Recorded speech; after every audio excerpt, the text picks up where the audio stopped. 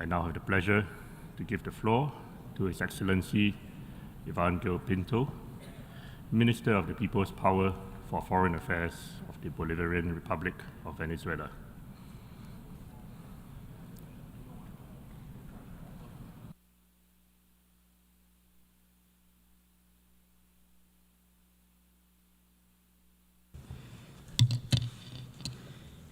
No lo mismo.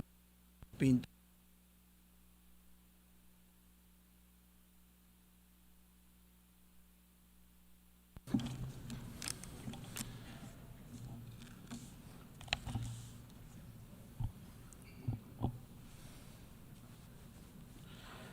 Buenos días, señor presidente. Mr. President, good morning. The Bolivarian Republic of Venezuela has the honor and pleasure to take the floor on behalf of the Group of Friends in Defense of the Charter of the United Nations, whose member states, from the very outset, would like to thank you for convening this historic debate on a subject to which they attach particular importance. It has been almost 14 years since the last time the General Assembly held a proper debate on this item, which was the first introduced into the body's agenda back in 1996. The issue of unilateral, coercive, and extraterritorial measures was addressed. This was a relevant subject at the time, and it still is today in light of the international circumstances. At the beginning of this statement, I would like to take the floor to call upon the General Assembly to take appropriate measures in order to ensure that, in the light of the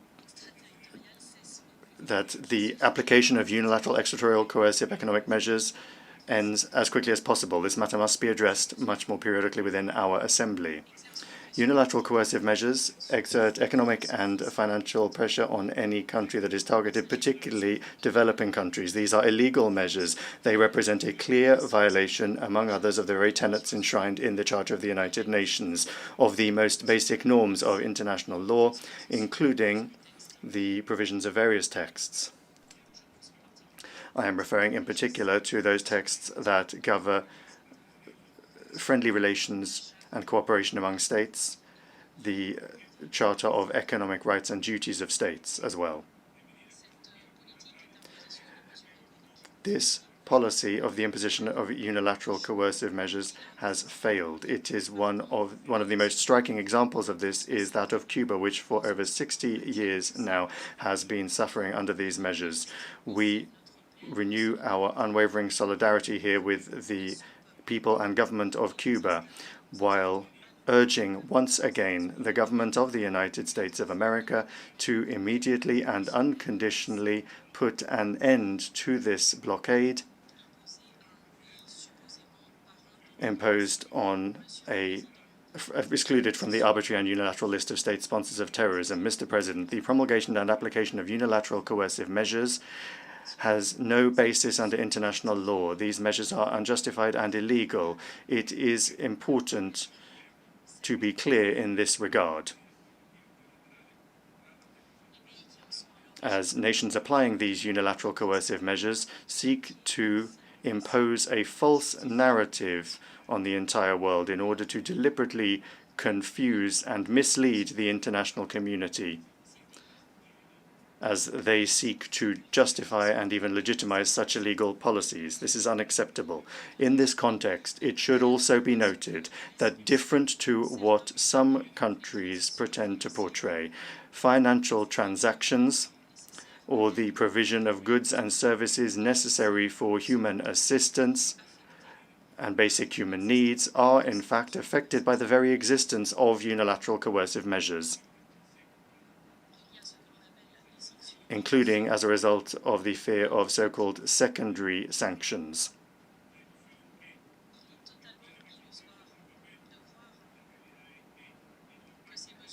It is an illusion to believe that these measures do not have an impact. In practice, they have been proven to be ineffective, or rather non-existent, Unilateral coercive measures are very clearly a crime against humanity. They constitute a massive violation of human rights.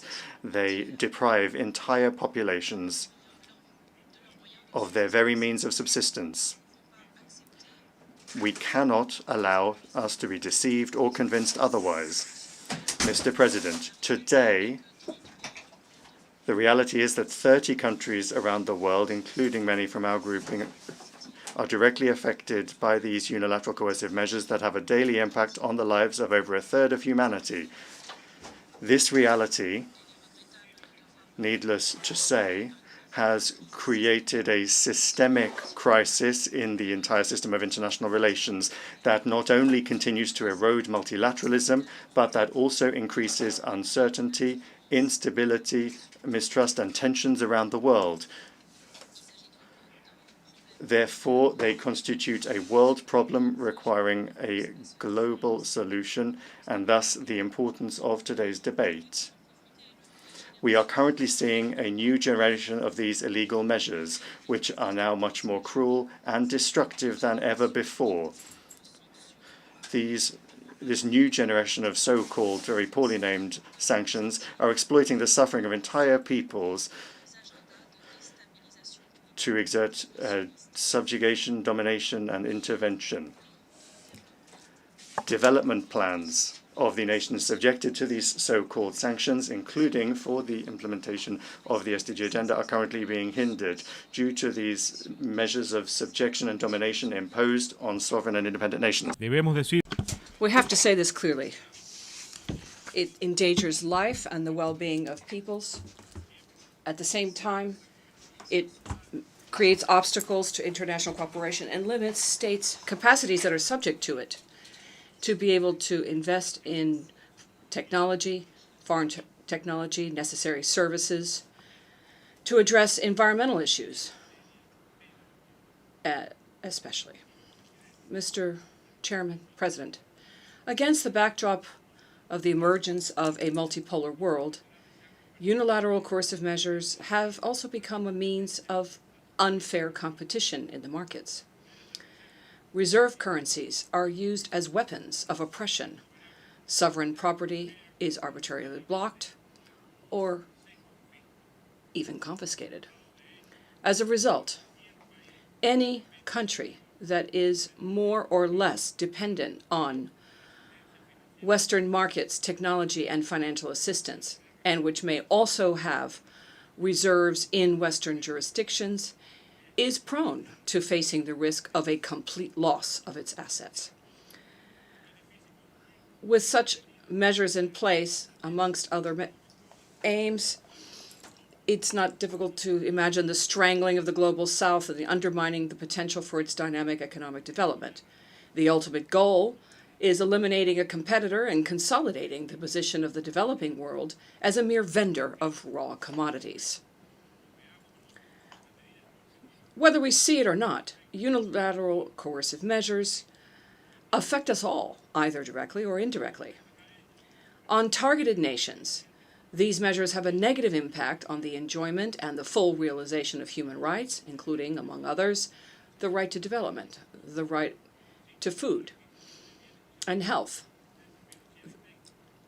the right of everyone to a standard of living adequate for his or her health, medical care, education, and necessary social services, as well as procurement of goods and services, financial and technical assistance, technology transfer, and capacity building. At the global level, they are deliberately exacerbating the multifaceted crisis humanity is facing today, including its energy and food security dimensions, while severing supply chains and disrupting the markets. And they will continue not only to negatively impact the global economy as a whole, but they also cause and prolong human suffering around the world. Hence, our call to put an immediate end to all of these illegal measures. Mr. President, it's worth asking, for example, how much could Zimbabwe contribute to alleviating the global food insecurity crisis were it free from the application of unilateral coercive measures? How much could Belarus contribute to alleviating that very same crisis should it be allowed to freely trade its fertilizers? How much could Iran, Russia, or Syria contribute to alleviating the global energy crisis, should unilateral coercive measures on them be lifted? And were they able to trade without limits or discrimination of any type on their oil and gas? Wouldn't Venezuela be able to boost cooperation with the Caribbean and others from its region, particularly in the energy field, through programs such as Petrocaribe that provide advantageous compensation mechanisms for the procurement of oil? How much could Cuba, the Democratic Republic of Korea, Eritrea, Mali, Nicaragua, Syria, and all other countries subjected to these illegal regimes contribute to overcoming our common challenges if these so-called sanctions were eliminated and if they could all fully pursue their productive potentials? We have a responsibility historically to building together and making a reality that new and possible world of peace and development for all. It is our responsibility for this generation and future generations, and that's why we're talking about it today. Mr. President, in the absence of the elimination of unilateral coercive measures, and cognizant firsthand of their impediments, among others, on the ability to freely carry out trade and investment among independent and sovereign nations, we express, first and foremost, our commitment to a multilateral system anchored in the Charter of the United Nations. Also, our determination to explore potential ways and means to secure a framework or a flat platform that is truly independent and respectful of international law, a platform that would make it possible for us to carry out financial transactions and payments amongst banks around the world. What we are saying here is we need to identify ways and means to counter, mitigate, and redress the adverse impacts of unilateral coercive measures. This would include through the potential establishment of a safe zone that would be free of unilateral sanctions, a zone in which we can trade and process payments without hazards or arbitrary impediments of a punitive nature, the purpose of which would be to ensure both the well-being of our peoples and the development of our nations. Another possibility would be through the enactment of a concrete roadmap that would allow reduction of dependency on international trade and on national currencies that are prone to being used to implement unilateral coercive measures, or they are used to sustain a particular state's monetary hegemony over the global economy. Similarly, we should also acknowledge the legitimate claims, in accordance with the relevant norms of international law, by the affected states, whether they be affected directly or indirectly.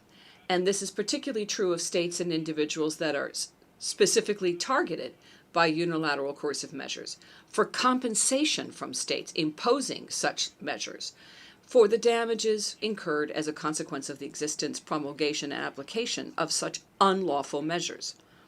Mr. President, allow me now to conclude with 6 messages. First, we would like to express our gratitude to all groups and delegations, regional groups, that will be participating in today's debate. We are grateful for their ongoing solidarity with nations and peoples subjected to the application of unilateral coercive measures, and we are grateful for their continued support to the global cause in favor of the realization of a world free of so-called sanctions. Second, by urging the Secretary of the United Nations to present a report with its relevant findings, following the General Assembly's request to monitor the imposition of unilateral economic measures as a means of political and economic coercion, and its request to study the negative impact of such illegal measures on the affected countries, which would include the impact on trade and development. The role of the Secretariat in raising awareness about this issue, which has global implications, as we said earlier, cannot be overemphasized. Third message. We call on all responsible members of the international community to prevent this reality from being minimized or ignored. This would include within the context of ongoing intergovernmental processes currently underway at the United Nations. If we are truly committed to honoring our pledge of leaving no one behind, then the time has come for us all to redress unilateral coercive measures in a comprehensive and effective manner. That is in the interest of the well-being of we, the peoples of the United Nations. A first step in the right direction would be, for example, the inclusion of this matter in the recently agreed conclusions and recommendations of the 2024 Financing for Development Forum. We trust this will also be the case in the outcome documents of the upcoming Summit of the Future. We can no longer sweep this issue under the rug or shy away from discussing it when it is an issue of an existential nature for millions of people around the world. Fourth message, by firmly calling on all states to refrain from promulgating, recognizing, and/or implementing unilateral coercive measures as a political means. We would include the context of bilateral relations.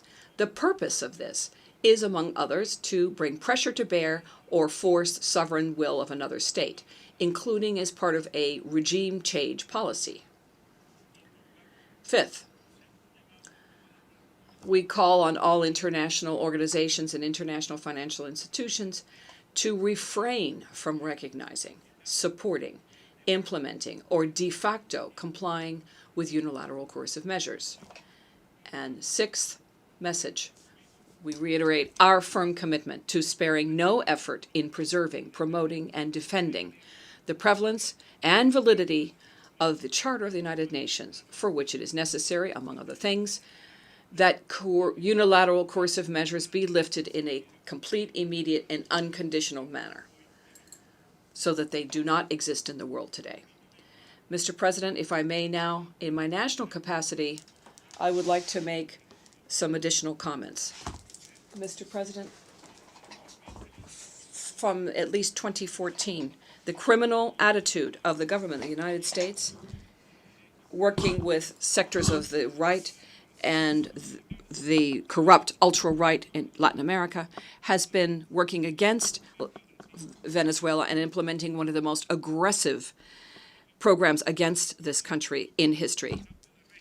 It is all about a policy of regime change being imposed on a people which, in building its independence and freedom, has refused to cede to this blackmail and insists on being a master of its own destiny. They have brought about a campaign of maximum pressure to bear on my country, full of legal and financial falsity and lies against our country, criminal laws, executive orders that are harmful, lists of people that are sanctioned, and lists of sanctions specifically against our country. All of this in keeping with this criminal structure put in place, which claims to legitimize and justify an illegal policy of extraterritorial intervention. This is the behavior of a decadent imperial empire to support a weak international system. This systematic, sustained economic terrorism against our country, with more than 930 laws against us applied by the EU, the United States, and satellite countries, has led to the seizure of assets and property of Venezuelan people, they've prevented bank transfers and interrupted, amongst others, the debt payment and interest payments by the Republic. They have prevented the purchase of machinery and other inputs from the international market. They have paralyzed international services, brought pressure to bear to stimulate economic growth of third countries like working with Venezuela, and created obstacles to the import of essential goods and services to guarantee the well-being of the Venezuelan people. Mr. President, these measures, which in modern practice are colonialism, have been led to the collapse of the national economy in Venezuela and led to a multifaceted crisis which is without precedent, which translated into a negative impact of the public and private economy of our country. The promoters of these crimes against humanity have been recognized. I open quote, "We must address this as an agony, a tragedy, which will continue until finally it reaches the end. And if we can do something to accelerate it, we should. but we should do so understanding that this will have an impact on millions of people who are already in difficulty in finding medicine and food. We cannot do this and claim that it will not have an impact. We must take a hard decision.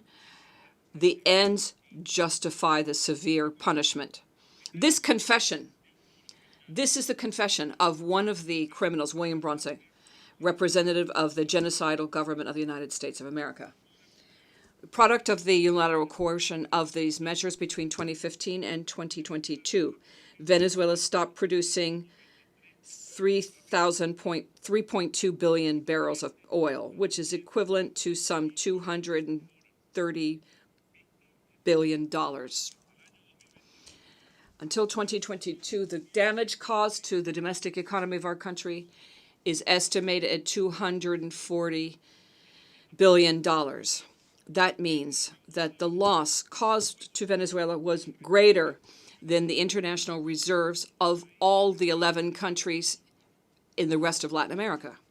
In short, the coercive unilateral measures against businesses, ships, airplanes, and other Venezuelan assets that we need to add to that the confiscation and seizure of $13 billion in various international banks and multilateral organizations has made Venezuela the 5th country in the world with the most people punished, the 6th country with more companies that are affected, in the 4th state with most ships that have been harmed, and the 3rd country with the most airplanes that are affected by these destructive and criminal measures.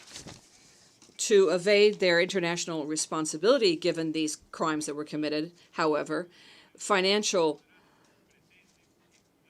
rules have been imposed on this whole range of unilateral coercive measures that claim to avoid the emission of known licenses. In reality, these licenses, and in some cases, were just a euphemism presented as to cover supposed humanitarian exemptions.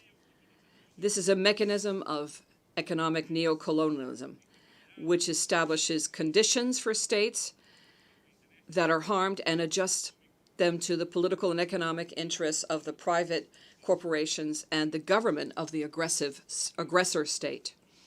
In short, what we're dealing with here is licenses or concessions to dominate, to administer pain, to deepen and extend the time of the structural ties of dependency economically and financially, sustained by an international system which is unfair and designed, tailor-made to the interests of the North, to undermine the sovereignty and self-determination of peoples. Mr. President, given the application of coercive measures, Venezuela has made significant progress in achieving the SDGs, and with that, there has been optimism and an optimal and timely achievement of the Sustainable Development Goals for 2030. This progress has been affected, however, by the extortionist policies of the United States and other governments that are subservient to its imperial interests and so-called domination. Today, the recovery of the Venezuelan people is due to its own effort. With dignity and morally, it's claiming its possibility to lift itself beyond the criminal sanctions and to lift off with greater strength and fully exercise its right to development. The blockade against financial transactions in the areas of food, healthcare, education, and public services that have been widespread since 2016 have translated into real restrictions that continue today. They persist. And this is different from what the aggressors would say to international public opinion. And with the support of huge media corporations that are trying to turn our faces away and make us not see this.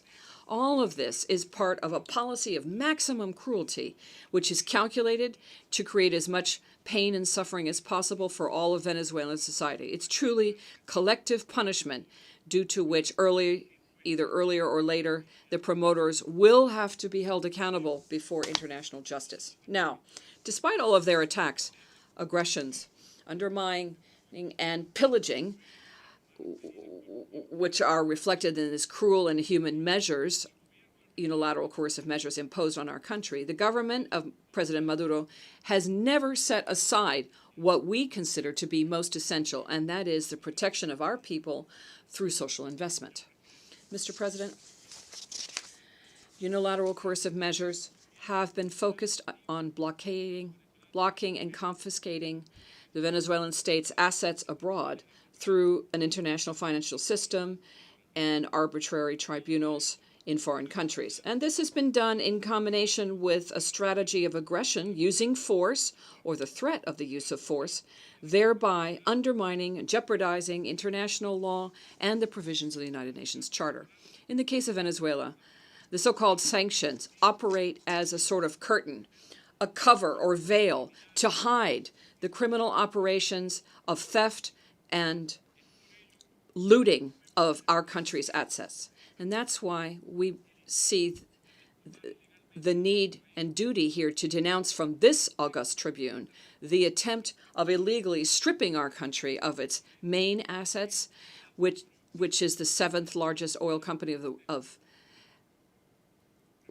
and this is a company which is indisputably a sovereign patrimony and of the Venezuelan people. And here we're referring to the company called Citgo Petroleum Corporation, which is the main asset of Venezuela in the United States and property of the Venezuelan oil state, which has been blocked since 2019 and due to the war operations, the lawfare, as it's called in the United States, by the Delaware Tribunal with the support of fictitious entities which are only recognized by Washington and supposed Venezuelan representatives, is now very much at risk of being undermined to the benefit of U.S. and Canadian corporations.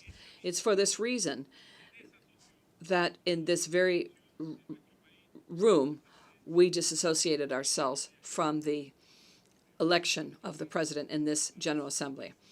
They're perpetuating the farce in order to continue with their local agents, continue looting all the assets of our people and our country and beyond.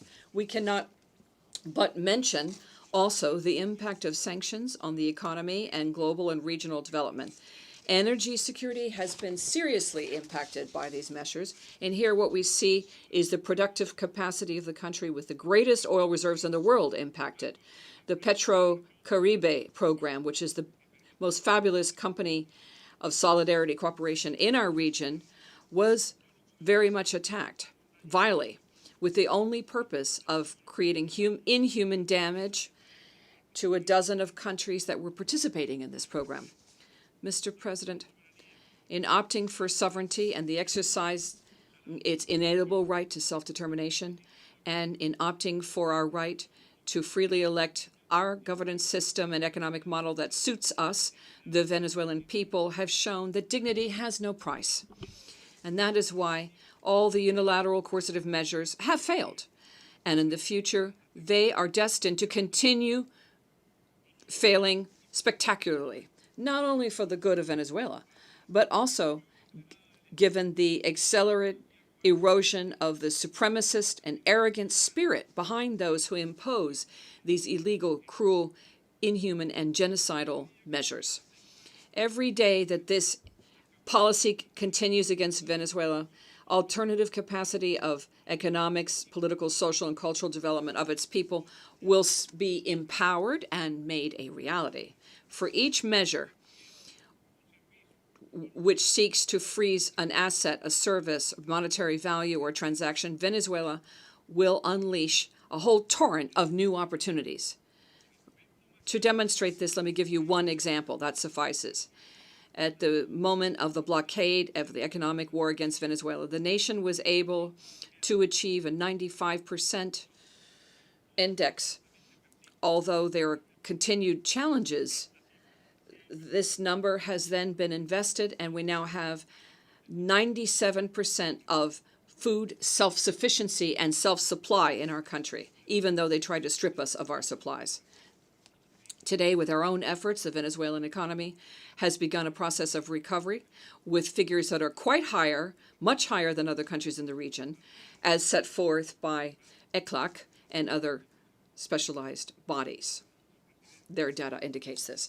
Mr. President, on the 28th of July, Venezuela will hold presidential elections for the period 2025 to 2023.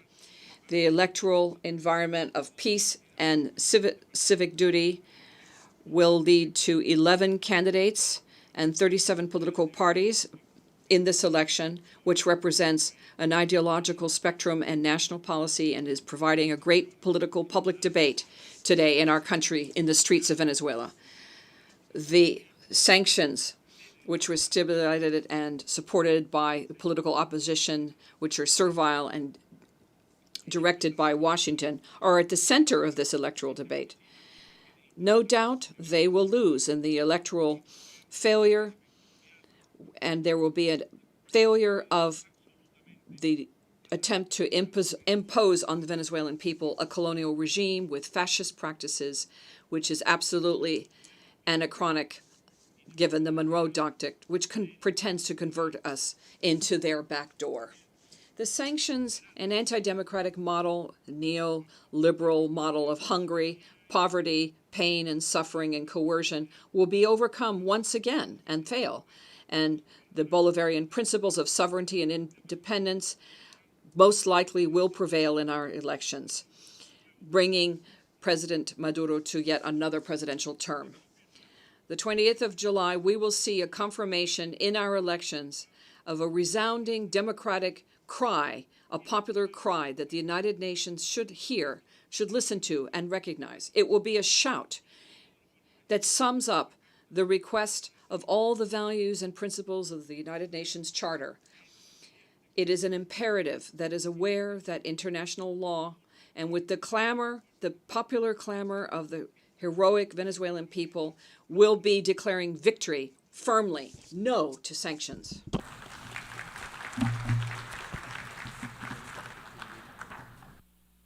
I thank the distinguished Foreign Minister of Venezuela and